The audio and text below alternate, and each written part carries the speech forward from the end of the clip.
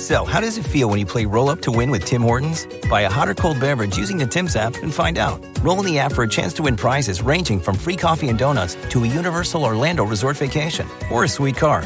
Oh, don't forget the TV. And this year, every roll is a shot at a $1,000 daily giveaway drawing for two $500 prizes. Roll up to win and get treated by Tim's. No purchase necessary. Account registration required. 50 U.S. and D.C. 18 plus entered by 4/2/23. See rules at rolluptowin.com for free entry or full details. Void in Florida and where prohibited.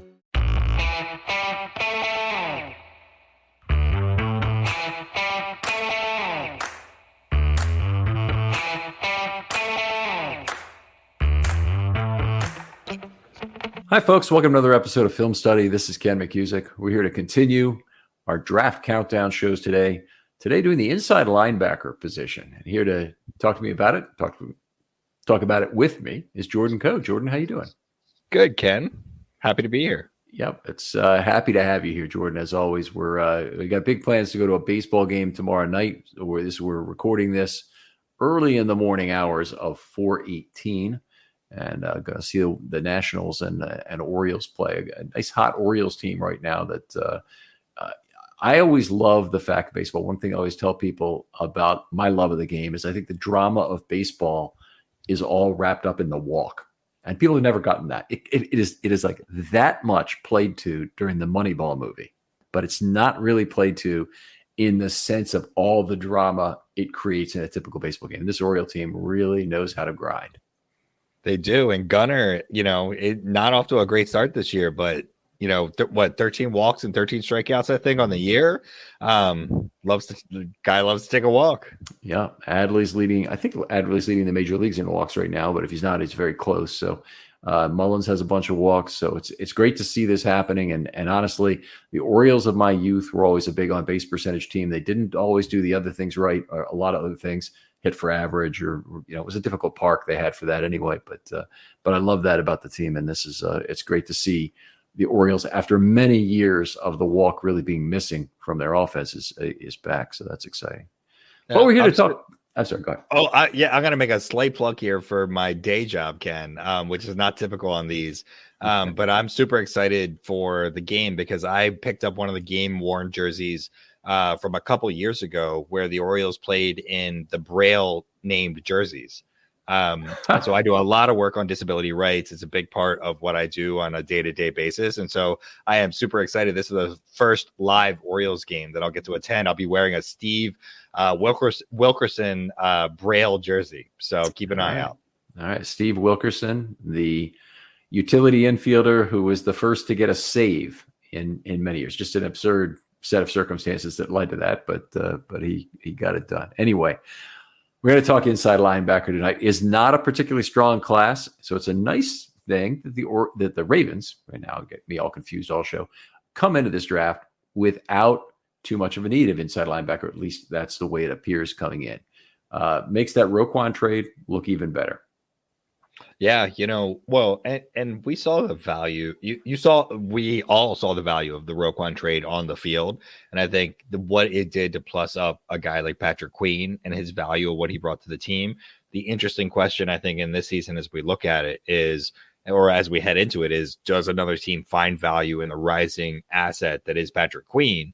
And can Roquan impart that secondary value to another inside linebacker that might be learning the system, all kinds of different things. I think there are some really interesting guys in this prospect class that might not be the prototypical guys, but add a lot of different nuances to that component. And can Roquan potentially, if there were to be a Queen trade, bring out some of those qualities to the best asset of this team? Yeah, that is a very exciting possibility. I think the Ravens have a pretty good inside linebackers coach now who's relatable in Orr to other people. But I think that's very important in terms of what they have. After watching the Rob Ryan situation with Patrick Queen, that not seemed to work out, and then the light to go on in year 3 for Patrick was a good thing.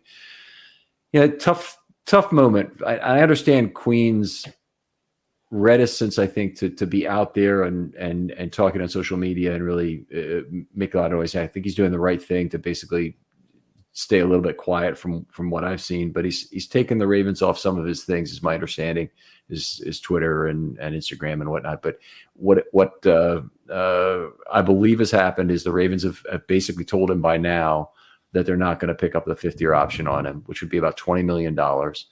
It just will not fit, I don't believe, with what the Ravens have in terms of other obligations for the 2024 salary cap.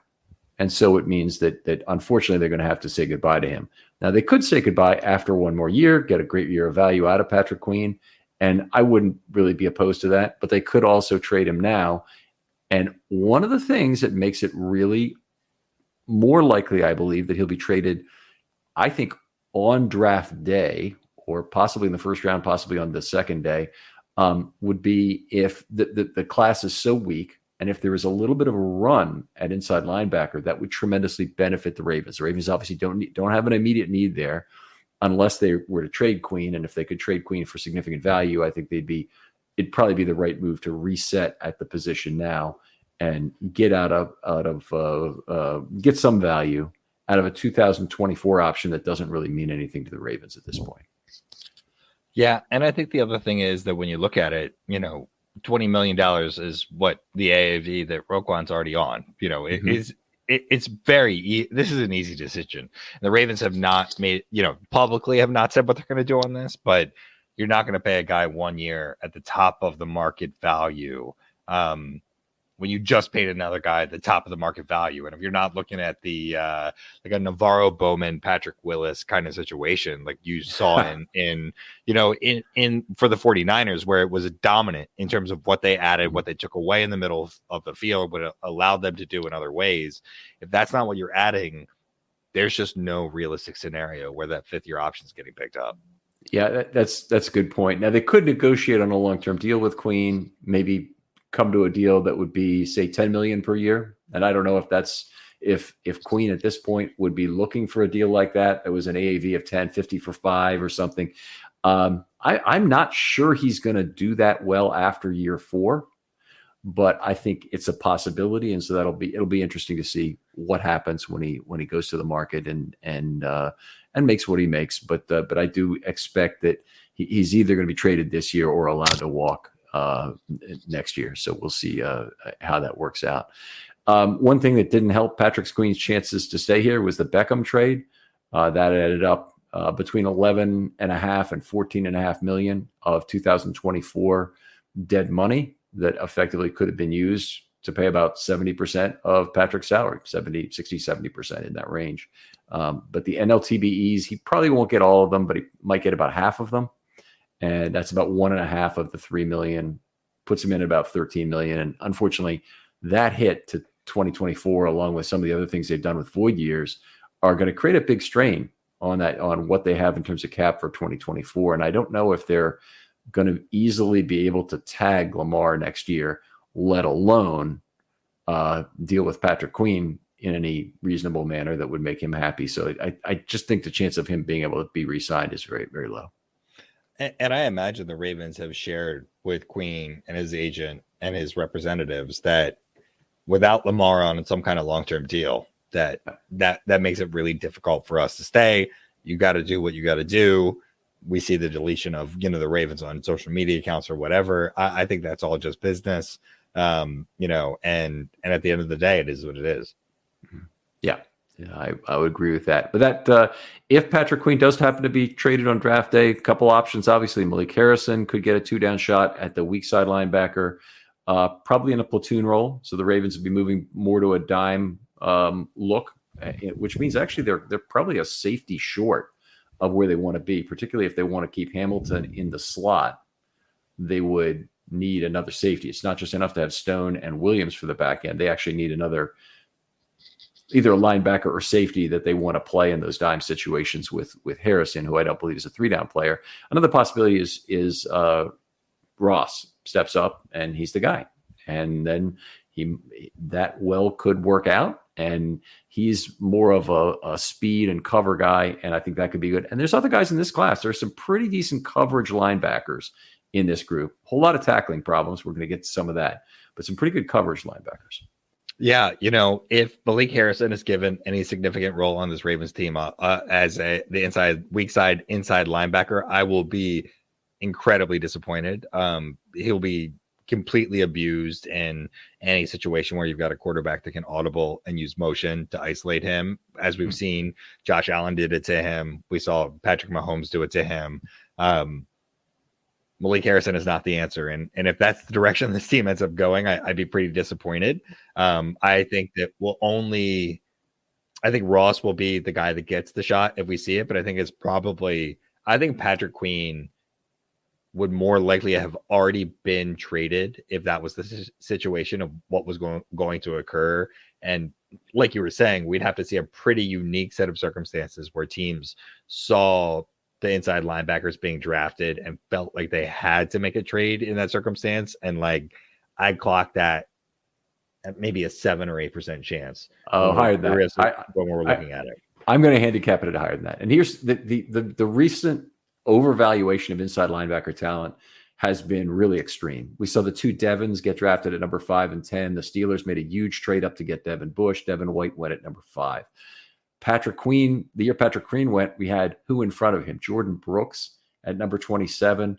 And we had other guys in that draft as well. I'm not sure that trend has ended. And this class is so weak in terms of who there is at the top and who really can take a 3-down Mike role. There's really only one guy who's an obvious, immediate 3-down Mike. After that, you really don't have much. So if you're looking for a green dot player, you're either sacrificing somebody, building your defense really around a will, or you're doing some other things. So we'll talk about that a little bit as we go. There may be somebody who's young enough to still grow into that Mike role, but a lot of these players are kind of old in the group. So we'll talk about that a little bit too, I think. So I think that there is a real chance, and most of it goes in terms of where that number 1 guy gets drafted. If he gets drafted really early, I think we might see a run on the position. So I would agree with your premise. I think that this class, I would agree with you, is not at the same caliber. So the distinction that I would give you to like Patrick Queen's class is that you had Brooks, Queen, and Kenneth Murray in the same class that were all kind of highly valued. You talk about the Bushes, again, super highly valued. You look at, going back to like the Shazier, CJ Mosley draft, again, highly valued inside linebacker type players in that process. I think the void of that is where I would kind of say I would take a nuanced difference from you, and that the lack of that top player drives the value way down. So without one elite guy or really you need 2, right? So, and again, like looking at Shazier and CJ Mosley, who I loved as a Raven, but I think for value was a bit overdrafted. Without 2 of them, I think would have been drafted, both Shazier and Mosley would have been drafted much later. Right. And I think that when you look at this draft, unless we're talking about a couple guys here all the way at the top, and I think our top 2 guys are probably very similar, without those top 2 guys being kind of in the top 25 or higher level picks, which I don't think they will be. I think that drives the value from my perspective way down.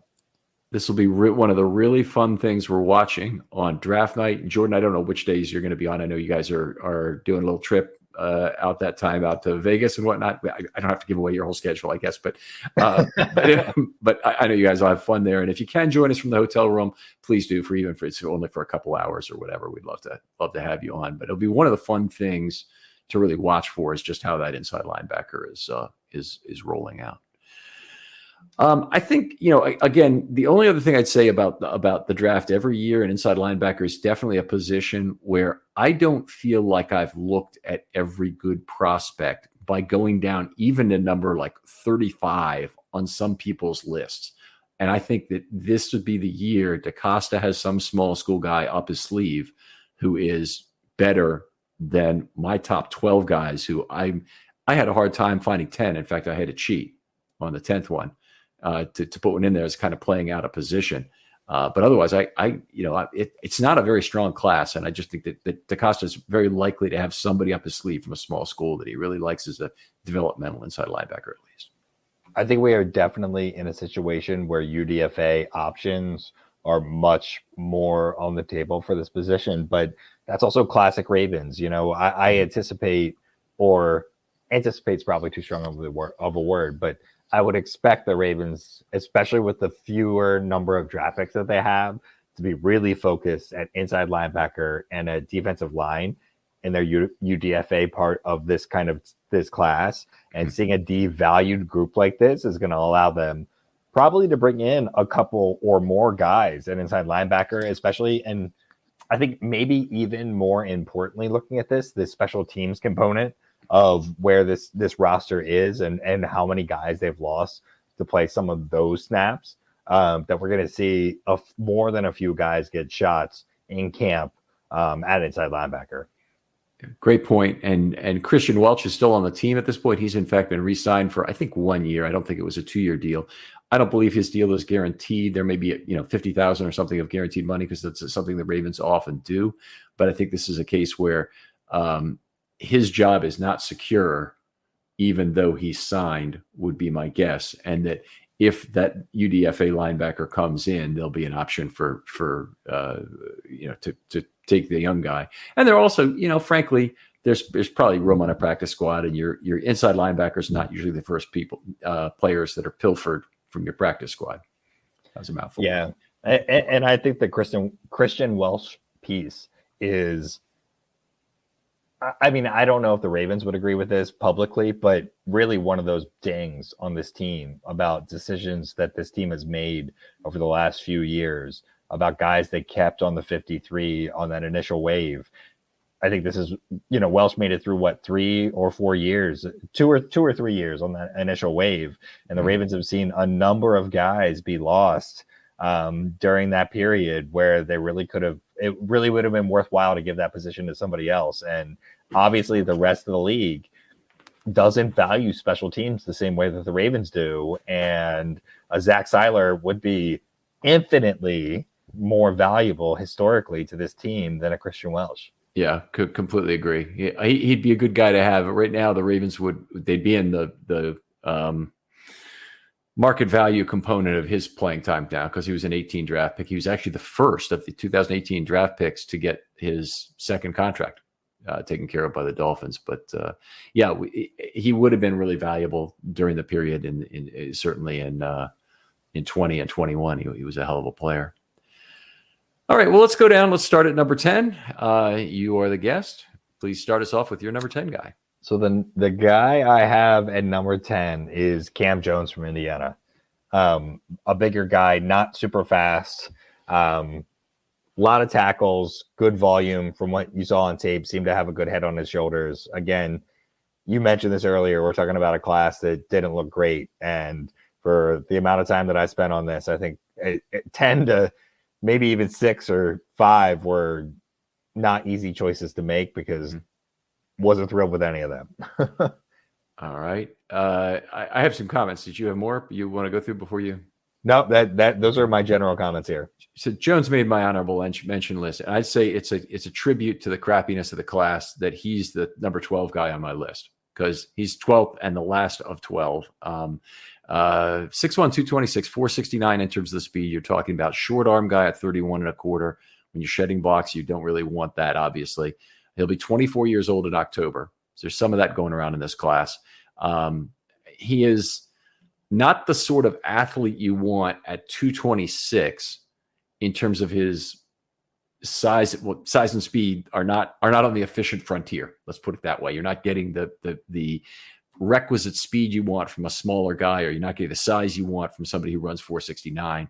And you could live with 469, or you could live with 226, but you got to be better in the other category there. He's been a pretty good run defender, gambles a lot to fill a gap, as I've seen. The size limitations probably mean to me it's not going to hold up in the NFL level. Obviously, we've seen it with Queen. You got to be a really good form tackler to be tackling effectively in the NFL at that weight. He's got a 13.3% missed tackle rate in college. That's not a great place to start, along with the age 24. So number 12 on my list. He's a late round core special teams pick, and that's what I think we look at that player. By the way, I have no problem if Cam Jones comes to camp as a UDFA. No problem at all. He's one of the guys who could be competing for a job. I just don't think he's worth a draft pick. And I think I would go pretty deep on that, because most of my other guys I want the Ravens to get with about a 6. Cam Jones, if they pick up a 7 at some point, I don't think they have a 7 currently. Maybe that'd be okay. Yeah, there isn't a guy I think that I have, like I mentioned, all the way to 6 that I wouldn't want the Ravens to spend a draft pick on. All these guys would be worth a look as UDFAs, fit into the system, see how they process. Like, you got to put these guys into camp and see if they can make that jump to the NFL level. But none of them are. A lot of these guys on the bottom of my list are prototypical historical, like early 2000s, mid 2000s type middle linebackers that are just obsolete in today's NFL. Yeah. Alrighty, we'll move on to my number 10 guy. And this is where I just completely cheated. And I did not include this guy. I looked at him, but I didn't include him in my list of edge defenders. But Nick Herbig of Wisconsin has played edge in college. The PFF guy thinks he's going to be moving to weak side linebacker, definitely. I don't really see it. I think he's making a great Sam linebacker in the NFL, but the Ravens need a Sam linebacker. So, boy, if we use one of our inside linebacker spots on that, it's cheating, of course. Does not have the obvious off-ball skills, but if he could move off-ball, the things he can do in terms of lining up on the edge are very special. He has a lot of very good pass rush technique that he would bring to the position. One of the things on the edge, his arms are too short. At 31 and a quarter, he's got real length issues. He looks small. He combined at 240, but I don't think he was playing at that. He looks smaller than that, maybe 230. Not quite like a wide receiver, but small anyway. Did not play the run terribly, by the way, at Wisconsin. 25 bench reps, so he's got real grown man strength. He will not turn 22 until November. So I really like him in that respect. And here's the great thing. He had a fair amount of coverage snaps in college, 311 total, only was targeted 36 times, 5.7 yards per target. That's one of the best inside linebacker numbers in the whole draft. And it really looks like a lot like what Tyus Bowser did at Houston. So, I mean, this is a player who, frankly, if I'm looking at where I want these players drafted, he'd be up about third or fourth on my list, but I didn't want to cheat that much. So I stuck a Sam in at number 10 on the ILB list. And the only thing that kind of bothers me a little bit is he's got a 14.2% missed tackle rate in his career. So is he going to be the ideal guy? Well, you're going to pick up a few more missed tackles at outside linebacker, and it's just a little bit harder position to play when you've got a tackle on one hand and you're trying to keep a hand free to play the edge. But in Herbig's case, I think that would improve moving off ball, but it's still something he's got to get better at. Size is really perfect for being an inside linebacker. So if he could make that conversion, great, and still provide you something. If he can't, I think he'd be a very good Sam in the NFL. Yeah, he was a guy that I took a look at. He didn't end up making my top 10, but it was because there's too much work for him to be able to, from what I was looking at, make a decision about whether or not he could be a coverage guy. I think it'll be interesting to see if he ends up getting drafted at an earlier rate. Obviously I saw the same list that you did that had PFF had him higher. But I think that the upside of what you're asking from a coverage guy when we've got better coverage guys that are out there just drops him kind of out of that picture a bit for me. Right. I think the PFF thing I took with a grain of salt, a little bit like Geno Stone and how he was rated, not in terms of the overrate. In Geno Stone's case, is an overrate. In the case of the PFF guys' take on Herbig, I think I don't think teams are going to be looking to move him off that Sam position because there's too many teams out there that play a 3-4 and want his coverage skills at outside linebacker. And the Ravens always have hoarded that in a way that's been really special. And frankly, he'd be a great backup edge. I don't think he'd move at all if he came to the Ravens. But if he ends up being Jarrett Johnson and a guy who can, play two different positions for you, that would really be pretty freaking cool. He'd have a lot of value. So anyway, my number 10 guy. So we move on to your number 9 guy. So my number 9 guy is Noah Sewell, who I also think falls into the very classic. All these guys, the next 4 guys, or the next 2 or 3 guys I'm going to mention beyond this, all fall into that classic middle linebacker era type guys. He's not fast enough. I think he's not great enough in coverage. He's a better tackler, and he's going to clean up a lot there. You've got a pedigree and a guy and a family that knows football, and so maybe you get a little bit more credit to that. But I don't know, a guy that strikes me a lot like, and not to draw up the drama, but like kind of reminds me of a Manti Te'o. Well, Sewell is my number 5 guy. So I really like the guy a lot. A big, thick linebacker at 6'1", 246. Not as fast as you would love at the position at 464, but he has a good 10-yard split, 27 bench reps, so real grown man strength for him. But here's the kicker that I like. And I gave all of the players that fit in this category some definitely some significant bonus points. Is he's only 20 years old right now. He'll be 21 in 8 days from when we're recording this. So maybe by the time you listen to it, but by draft day, he'll be 21. 6.5 yards per target in his career. So that's always the statistic that I like to look at in terms of coverage. 2 DDs and 1 interception, and a 105.6 passer rating against last year. So he's a little bit worse than that with 7.4 yards per target. In terms of his run defense, I think he's a way above average block shedder already right now. Something obviously that Patrick Queen struggled with entering the league at basically the same age. I don't think Sewell's going to have any problem right off the bat. So he's going to be a guy who I think can do that, but his diagnosis really needs to improve. He needs to know where the ball is going and be able to find the football. One game that really gave me a lot of hope for him is in the game against UCLA. He was set up as a spy on Dorian Thompson-Robinson a fair amount, and he was quick enough for that job. Did a real good job of not letting him get the edge. Now, DTR is not the fastest guy by any stretch among the mobile quarterbacks, but he still should be fast enough to beat somebody like Sewell to the edge. And Sewell he was good, and he kept him in containment.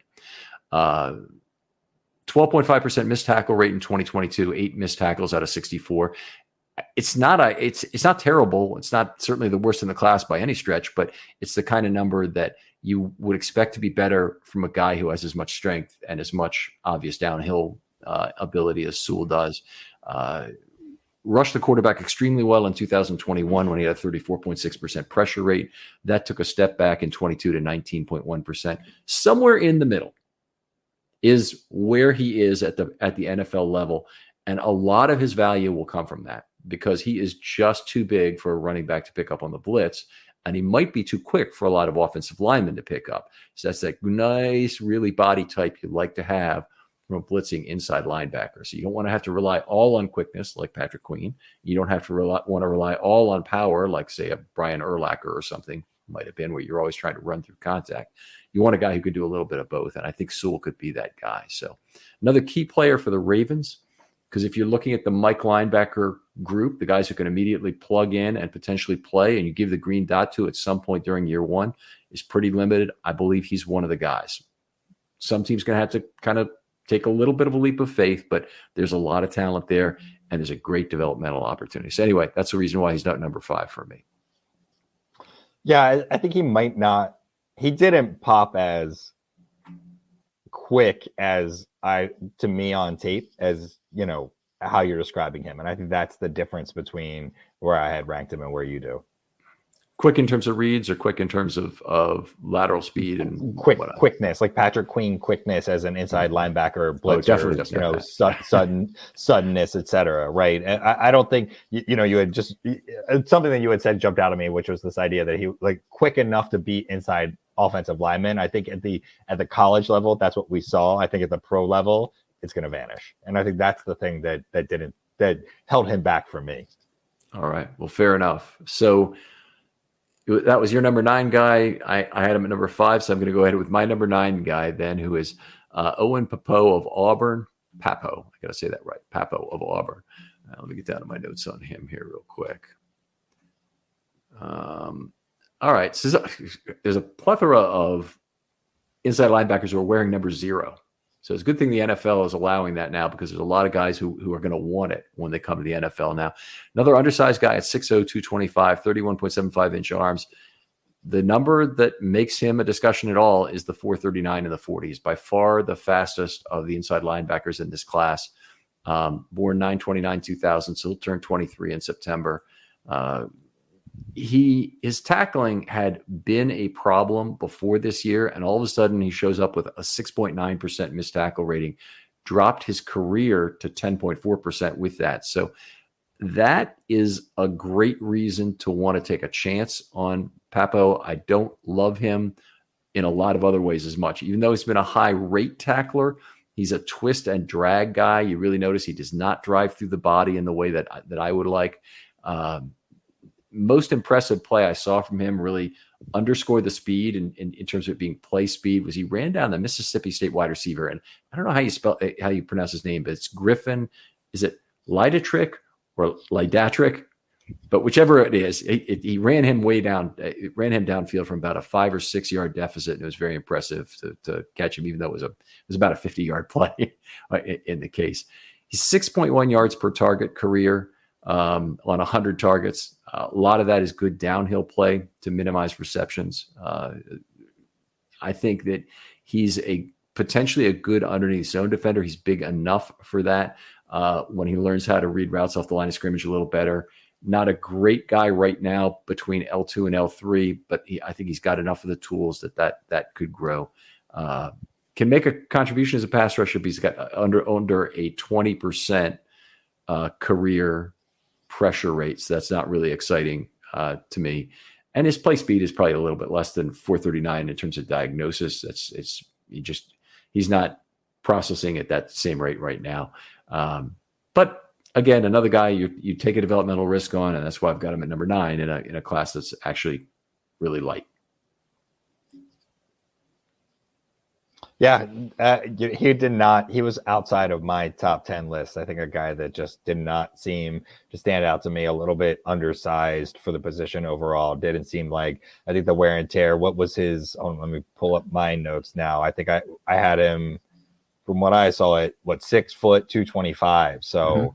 Just wonder whether or not the durability from the inside linebacker position is one that's going to really be able to hold up in the NFL. Yeah, I mean, that a fair criticism. He certainly has to play will at that kind of size. I would think he's not a Mike, but he might think differently for now, and then he'll take a few hits and he may feel differently. All right. I'm number 9 guy. If you have more to say, we'll go. Otherwise, go on to number 8. Yeah. At number 8, I had DeMarvion Overshawn. And I think a guy that brought a little bit more size and thump. I think 6'4", but brought a little bit more speed in that 4.5 range, or like the mid to upper 4.5 range. But for a guy of his size, popped a little bit more on tape in terms of kind of what I saw overall from him, and a guy I thought just from a physical perspective would be maybe a little bit better of a fit at inside linebacker. I absolutely love him. So I've got him at number 4 overall. I think he's one of the really good projectable players here. Ex-safety at one point, and you can see a lot of the ability to diagnose things is second nature to him. So there's almost nobody in this class. Well, there is nobody as good as him, and there probably hasn't been one for several years who's been as good as him in terms of understanding what's going on behind him between level 2 and 3. Drops in zone like nobody, takes a very deep drop, takes away the football. Okay, and this is really incredible. 6.9 yards per target in college. That's okay. Two touchdowns, 3 interceptions. Here's the big thing. 17 passes defensed in 118 targets. Let me put that in context for you. If you took the best NFL outside corners, where there's a lot of time for the football to get there, they have a lot of chances to make a play on the football, they really are only in the same ballpark as that. So your Sauce Gardner is above that, but and a few other guys, but it's not a lot. If you're talking about inside linebackers, ain't nobody who can touch him at the NFL level. And Tremaine Edmonds is the only guy who's really in his zip code in terms of percentage of targets with a pass defense to it. So just remarkable in that way. And that pass defense goes a long way. Lots of good plays underneath. He can drag the seam, and at his height, he provides fairly long arms too. 32 and a quarter. He provides a good barrier for the throw over for quarterbacks. So he'll drag the seam effectively, like an Edmonds does, who's significantly taller. Functional strength is a really big question at his size. 15 bench reps. So he's going to need to get bigger and stronger in an NFL weight room. Frankly, kind of probably plays at a strength that I'd expect out of a safety right now.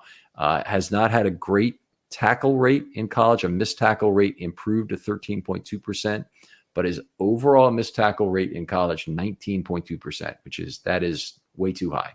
So he's got to be more like the others. You probably saw some things about his pass rush. Why don't I just let you take that? But I loved how he looked on the pass rush. Yeah, I mean, that's the versatility that it gives you. I think the knock on him and the reason I have him a bit lower is the weight for his height.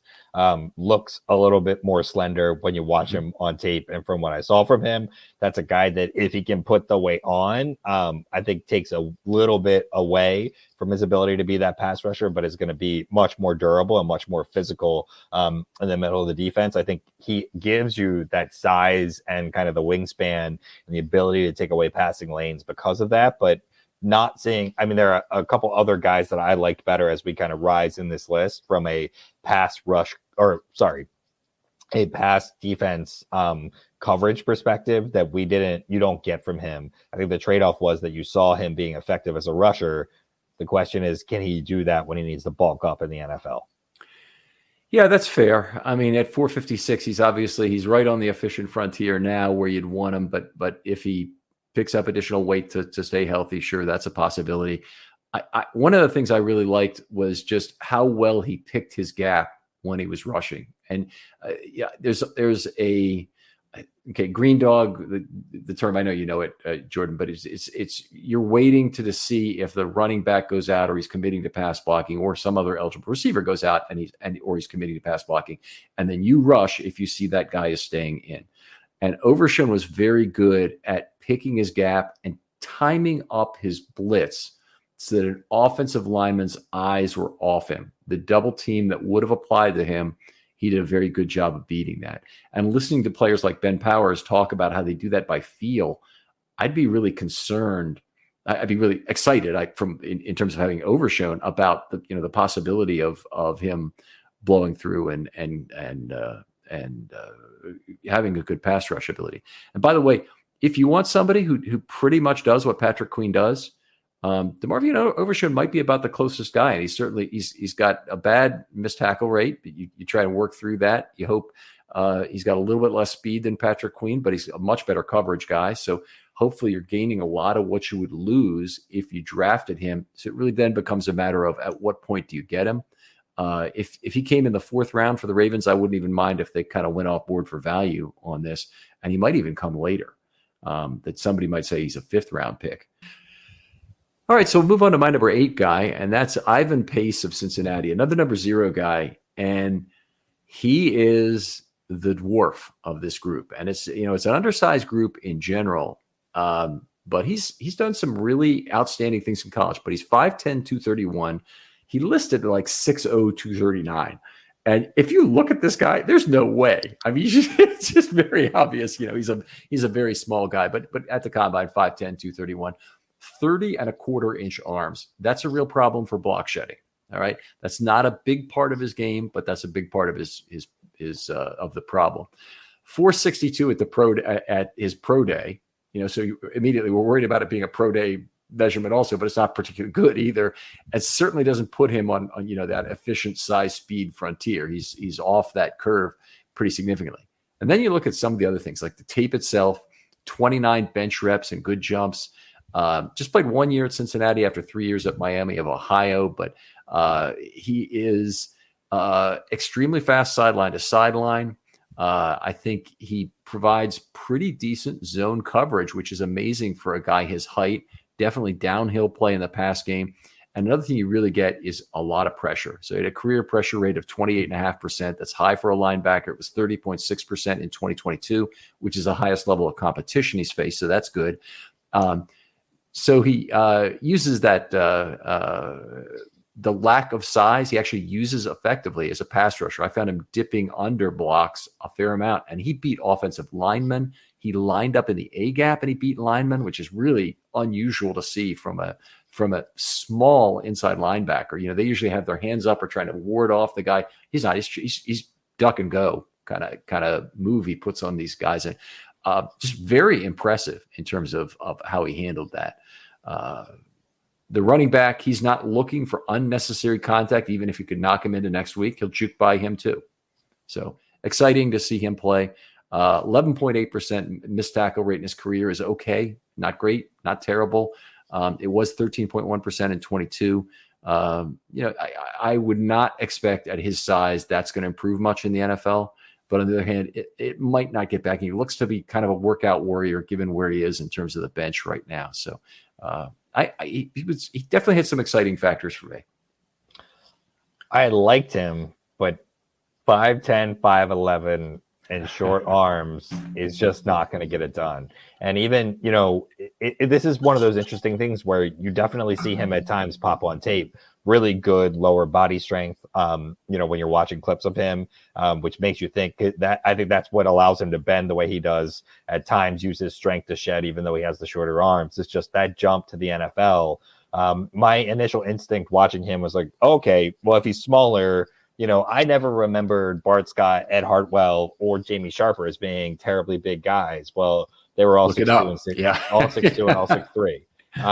And so Pace just fell outside my top 10 for that specific reason. And that was the reason, that's the reason why I have had Overshawn at the next spot, because at 6'3", 6'4", depending on kind of what you were looking at in terms of size, just a little bit more prototypical in terms of what you were going to get, assuming that you were going to lose a little bit of that speed in terms of trade-off. So Pace is fun. And, I think it's an interesting question as to whether or not he could be an elite special teams guy, because I think that suddenness that you see from him could make him one of those. So that could put him a little bit more on the Ravens' radar than you did. But I don't see the Ravens spending a draft pick on him. I see him firmly as a UDFA. I would agree with that. I think they probably think they can get him there. And if somebody else takes him, they'll say, well, we've got other guys, we'll try. So it's not the kind of thing where they're going to need to reach with a pick. Certainly you got 5. I mean, they're precious. Even if they pick up a couple extra, they're still going to be precious. Ravens have a lot of needs. And the only way I think they'll draft an inside linebacker is for extreme value considerations, which I think could occur, but more likely it's going to be because they trade Patrick Queen on draft day. All right. That was my number 8 guy. Who's your number 7 guy? So my number 7 guy is Henry Henry T's and a lot of O's. Toa. Is that how you pronounce that? Toa.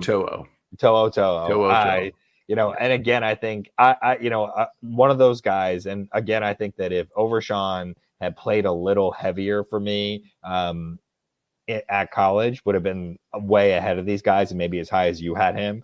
But Toa was one of those, I can't say that without laughing. One of those guys that, again, and this is the last of the guys on my list that were kind of those prototypical, just like classic inside linebacker type guys. And, at times would pop on tape, at times would seem not quick enough or not strong enough. I think a guy that put into kind of that weak inside linebacker position moment could develop and could rise. But again, none of these guys kind of on the bottom end of my list would I be putting a lot of stock in kind of making an impact anytime soon at the NFL level. I feel the same way about him in a lot of ways because I'm not super optimistic. He's 22 and a half right now, or he'll be born in January. So he's past 22. 6'1", 227 and 462 is not a good size and speed combination, obviously. Looks to me like he plays faster but smaller than listed. All right. One of the problems is he has a big missed tackle rate in his career, 14.4%, and that was also 14.4% in 2022 exactly. So it's not like he's improved at all. And given the amount of college playing time he's had, and he had 2 years at Tennessee, 2 years at Alabama, and has almost 3,200 college snaps. You can't do that at inside linebacker, even in, that I know they're playing in a very tough conference, a very tough system there for him to convert a high percentage of tackles. And yet he's coming to a league that's even tougher than that. So he's really going to have to convert those. That was my big problem with it. He did have only 6.1 yards per target allowed as a senior, which was an improvement from his first 3 years. But he's allowed 5 touchdowns and 1 interception career in coverage. And some of that may be related to missed tackles. I didn't look back and I wasn't able to find all of his TDs. And what's one of the problems in scouting players is it's easy to put the common threads together of what went right on his big plays by looking at highlights. It's very difficult to find out what was wrong about all the wide receivers' drops. Are they all focus drops? Well, you can only pick up drops by watching individual games because nobody's making a highlight tape of drops. That's unfortunate. Nobody made a highlight tape of all the Henry To'o touchdown passes given up for me to see if they were missed tackles or he was beaten over the top or what it might be. So I can find one, or I can try and look them all up myself. And frankly, that's more time than I can spend on one particular player who's 11th on my inside linebacker list. His experience is good, but the fact that he hasn't grown during that time is bad. If it's a 5th or 6th round pick, special teams guy, inside linebacker is a bonus. That's fantastic. But again, not a guy I'd be excited about drafting. Okay. And Toto was your guy, and he's my number 11 guy. So we're moving to, he was your number 7, right? That's right. All right. So move on to my number 7, which is Deion Henley. A lot of people have him higher than that, and you might, because I haven't heard his name yet from you, from Washington State. He's got decent size, 6'2", 225, 33-inch arms, 450, 440. It's on the efficient frontier. It's good enough in terms of the combination of things. He did not bench, and I haven't seen any number for him there, which I'd like to see from an inside linebacker. He'll be 24 in November. To give you an idea about that, Deion Henley is 3 months younger than Patrick Queen, who's now entering his 4th season. So he's got to be further along in the developmental curve. And I can't really say that he is in a lot of ways, except for this. He's moved from wide receiver to defensive back to linebacker in terms of positions in his college career. In his last 8 college games, and he had a 5.2% missed tackle rate for his career, which is otherworldly. But in his last 8 college games, he missed 1 tackle and made 63. So that's like 1.5% missed tackle rate for his last 8 college games. Every year he improved as a tackler to an 8.2% career rate, which is excellent. And even within his final year, obviously, he was still improvement. So week after week, tons of tackles delivered. That's all good stuff. And then you get to the other stuff that he had been an outstanding coverage player prior to 2022, but then he had a 101.8 passer rating against on 46 targets, and that bumped him down some. He does have 5 career interceptions, negotiates screen traffic pretty well to find the ball. I think he picks a gap and plays it as a run defender, but he's kind of accounting for his own size limitations when he does that, meaning he's saying, I can't beat a guard if he gets out front, so I need to pick a gap and be wrong at 100 miles an hour. And there's some of that going on, and he made some plays. He made some mistakes. If you watch a full game, you'll definitely see that of him get out of position occasionally and not be containing in the way you'd expect, or not having the gap integrity that you'd expect out of his position. 27% pressure rate in his 6th college season. Had a little bit of slipperiness beating linemen. I think to feel good about him, and I kind of do. I have him 7th. I have to project his coverage skills can return. And by the way, one of the important things, those were all picked up at Nevada in the Mountain West. So his coverage skills, lower level of competition, and that he'll be able to play the run as effectively or better against larger opponents. And I think at his age, that was kind of a tougher projection for me. Again, there's not a lot to choose from in this draft, but he's my number 7 guy for that combination of factors. Yeah, I think all those kind of follow in terms of where you are. And, there are flaws in all the players at this end of, this kind of ends my run of kind of more traditional inside linebackers, but there are flaws with guys, even on the next 2 or 3 of my list. I have him much higher than you have him, but I think I saw somebody that was a bit more instinctual overall on tape. Okay. Well, fair enough. Well, you're supposed to say where you had him and give me. Oh, am I supposed to say where? Yeah, okay, sure. I've got him at number 3. Okay, fair enough. So number 3, instinctive. Other things? Yeah, I think the instinctive, and then hold on. Sorry, let me go back to my notes here. Instinctive, and I was just listening to you, Ken. Wax poetic there.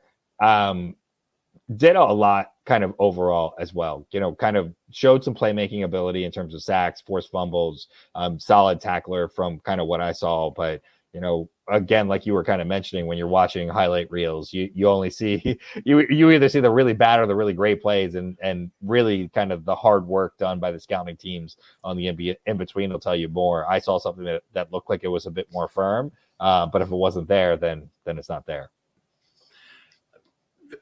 Fair enough. So he was my number 7 guy. Where do your number 6 guy?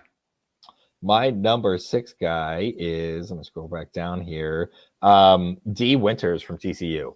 And a guy that popped in terms, we talked about everybody having their flaws. This guy is too small. And if I'm going to be on some other guys who are not being 6'2", 6'3", kind of in the historical world of what needs to happen, that's part of one of the issues that he's got. But Winters brings a lot more speed to the table, brings a pass rush component to the table with 7.5 sacks on the year. 7.5 sacks. I think I had him at solid run defender, but one of those guys that with that speed makes you wonder whether he's part of this new age of what you need in the NFL. And so he's a bit undersized, but when you can get a guy that's quicker and has that history of also being a pass rusher, just seem to have those nice little components that I liked, especially if you were looking at a guy that might need to be replacing Patrick Queen. Fair amount to say about Winters, but he did not make my list, and I could not include him in the honorable mentions. He was actually in a no category for me. Part of it is size, but that's not really the problem. At 5'11", 227, and 449, that's on the efficient frontier of size and speed. But all his other testing numbers are quite poor, and I could not find a birthday on the guy, which always worries me. So 22 is the claim. I really don't know. He's had 4 college seasons, so it seems like it might be reasonable. When I look at the guy as a tackler, he's a hold on for dear life tackler, and that really corroborates a 16% missed tackle rate in college, which is terrible. So, to project that to improve after 4 full college seasons at TCU is, I think, a harder thing to do. He did improve to 7.1 yards per target in 22, but he's at 9.5 for his career. So that's not what you get. So most of what you get is, as you said, is in the pass rush component. He certainly got that to some degree, but to me, the other things, there wasn't enough in terms of his coverage ability or his ability to play the run for me to have him on the field on any obvious downs, whether that was, I'm not a fan of having a guy on the field who's just a pass rusher at inside linebacker. If you want to do that and he's an edge guy and can kick inside, all that kind of stuff, that's fine. If you want to have even an inside linebacker, you could be the 3rd inside linebacker on the field and be a guy who lines up off ball but picks a gap. I could even be fine with that. I don't think D. Winters is honestly good enough to be that guy in the NFL. That sacks are really going to translate to what they did. It could. I mean, he's a fast guy. And again, if the Ravens got him on a UDFA, I'm thrilled. Let's see what D. Winters can do. I'm excited. But if they use a draft pick on him, I wouldn't be particularly happy. Yeah, I'm still in UDFA land here.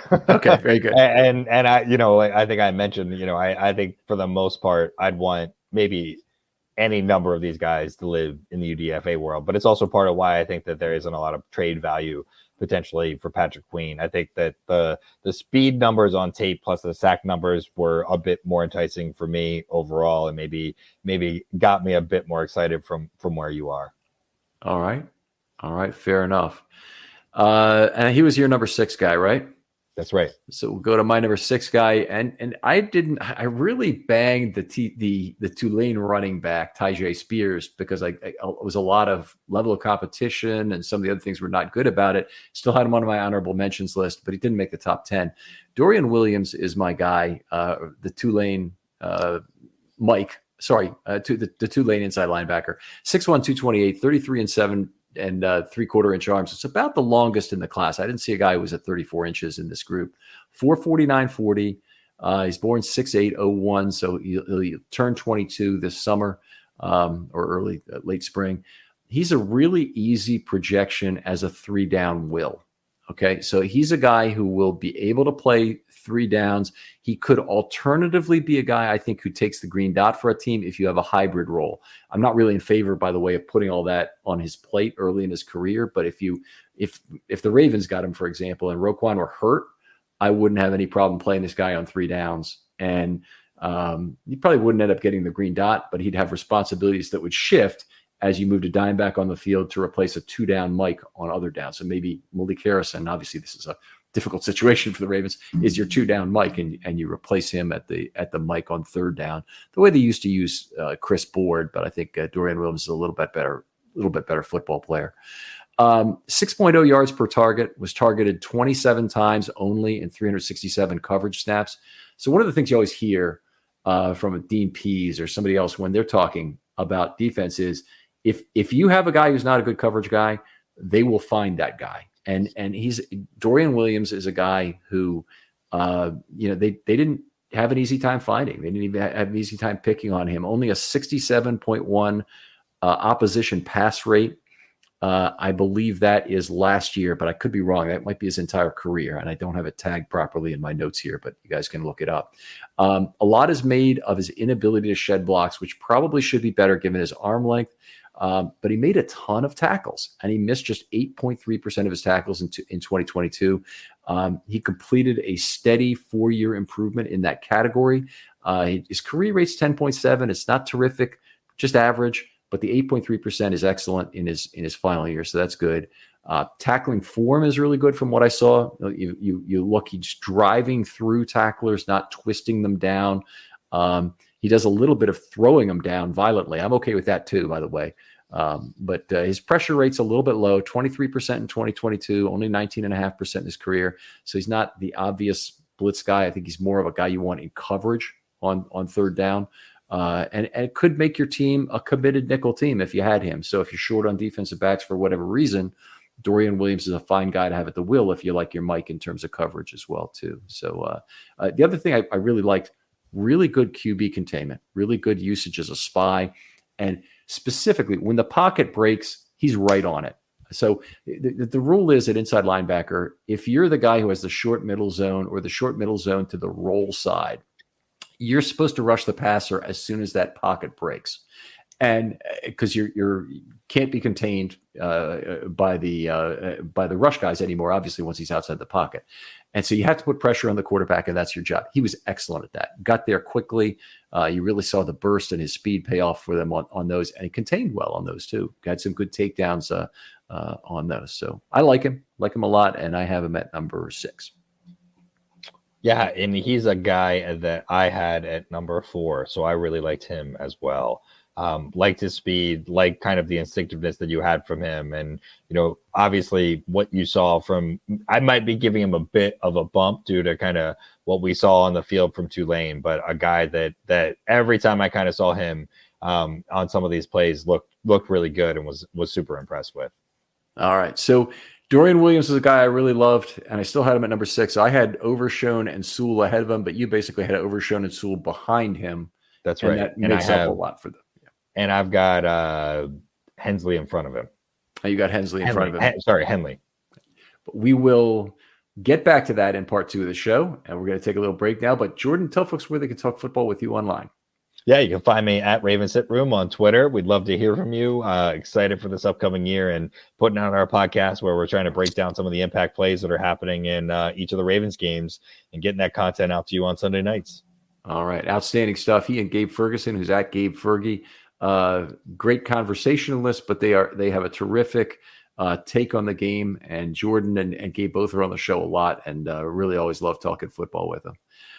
Other folks out there, if you'd like to be on the show and you want to do a That One Play episode, something about the draft, maybe after it's happened, we're kind of running out of time before it's happened to do additional shows. But if you also have any franchise building topic, or you'd even like to talk to me and take 2 players, one offensively and one defensively, I'm going to be looking for some people to do those shows. They've been a lot of fun. Jordan, who did you do last year? Do you remember? You took an offensive and defensive player? I don't remember. I really enjoy the programs anyway. They're it gives you a chance to focus and kind of cross-sectionalize people's views of the position groups in terms of what's going on. So I liked having a lot of people at the mic talking about different safeties, for example. And so some of that was fun to do. But send me a DM on Twitter if you have an interest in any of those kind of shows. Jordan, thanks again for coming on. Happy to be here, Ken. We'll talk to you next time on Film Study.